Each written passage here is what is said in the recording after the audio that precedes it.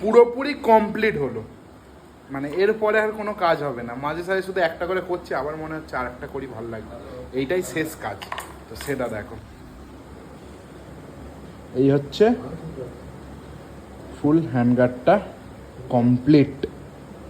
কি কি হয়েছে, এটা ব্ল্যাক হয়েছে, এটা রেড, এটা ব্ল্যাক দিয়ে করা স্টিকার, সাদা দিয়ে স্টিকার করা, এইটা কাটিয়ে আনা, এটা শুধু মেশিনে কাটানো, বাকি এইগুলো সব আমার হাতেই করা। এই দেখো পেছনটা দেখলে বুঝতে পারবে যে এটা সাদা ছিল, এটাকে ব্ল্যাক করা হয়েছে। তো এটাও সেম, এবারে শুধু ফিটিংস করার পালা।